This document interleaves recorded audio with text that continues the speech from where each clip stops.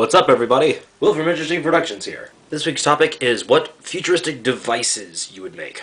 Now, I've been thinking about this a lot, and I think I would have the same answers as some of my other video makers. But then I started thinking, what's the practicality of it? I understand the question is like, if you can make it perfectly, but then I just thought, what would be harder?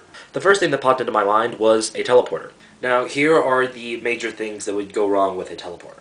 You need security so that people can't go from place to place, as Kyle-chan mentioned. You'd need to be able to break down the molecules and put them back together exactly as they were before. And you'd have to have the money to either buy or make one.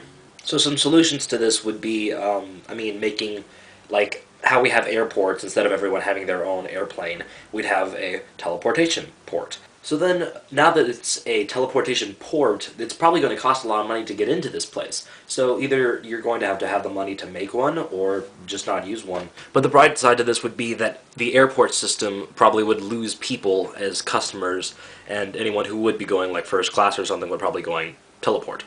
And then the issue of breaking down molecules and putting them back together would probably just be a scientific achievement after years and years of practice. Like, first, teleportation would probably be used as a more efficient way of, I don't know, transporting mail or boxes, so that you can practice on molecules and start off with some less significant stuff and then keep moving forward. But then to get into testing, you'd probably have to take into account the biological structure. I mean, it's probably going to be much harder to teleport a human with a biological makeup than a cardboard box. So then scientists would say that they'd want to use animal test subjects, and of course PETA wouldn't like that.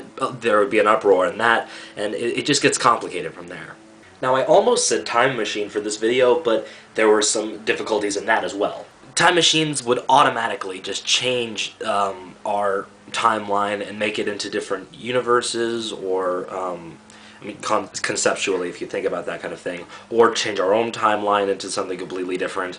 No one would know that because that change was made, but I mean, we don't want that to happen.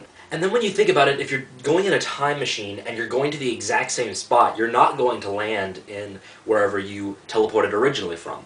You'd have to make some kind of calculations for where the Earth is at that point of time in the universe, because otherwise you'd be stuck in the vacuum of space. And then once you've calculated where the Earth is going to be, you have to calculate exactly where you want to land on the Earth. Whether you want to be, like, in a certain continent, because you might actually end up, like, in the water or something. And then there's the issue of having a time machine to get you back, so most likely you'd only be able to go into the future, because the time machine probably wouldn't be able to go with you, so that kind of eliminates any teleportation into the past. I just love getting technical with this kind of stuff. Now, these next few inventions that I would probably want to make are all relating to space colonies. My prediction is that in the future we're going to have to rely on either other planets for our life, or like a purification zone of the Earth, so that we can actually have an environment to live in. And I thought a lot about space colonization in, like, what facts you need, what kind of environment you need to have, like, I mean, oxygen, having the right gravitational force, and so on and so forth. Come on in, Ramble. Oh. Can you guys see it? This is my dog. He's right. I can't lift him. I can't lift him. One of the major things you'd have to build for space colonization is some kind of gravitational, like, enhancer. The only way I could think of this is by increasing the mass of an object so that its gravitational force would be even greater. So, I would think that you'd either have to, like, be able to get some kind of element into the planet, or, like, let's just use Mars as the example for all of this. You'd have to get some kind of really dense element, as in dense, like, has a lot of stuff in it, mass, and put that into the planet so people could walk easier on it. Second, you need to have some kind of situation in which you could plant trees and make an atmosphere, or, I don't know, actually put in an atmosphere for a planet. It seems like the logical way to do it would be to make the soil suitable for plants and put a certain amount of carbon dioxide into the air and plant plants so that they can make oxygen in the atmosphere, and over a period of probably decades you would make a reasonable atmosphere, but until then people would have to wear spacesuits and whatnot. And then there's the source of water. After making the environment suitable for plants, most likely the environment will also be suitable for water. This is all speculation on my part. If there are like any physicists or I don't know, biologists, geologists, whatever you are in the audience, you tell me otherwise, please. But yeah, so you need to have some kind of water source, and that would probably come along with the environment that you create for the trees.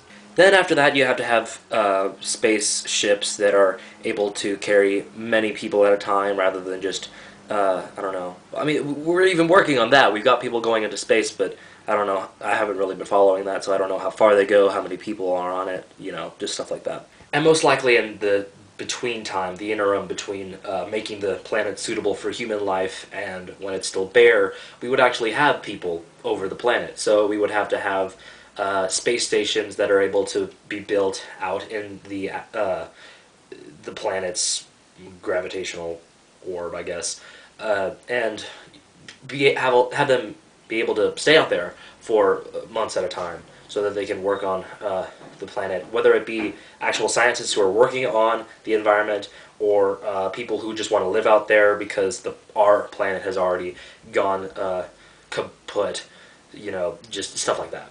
Yeah, I think about space colonization a lot. If you have anything to add to what I've talked about for inventions, or any inventions you want to talk about, leave those in the comments.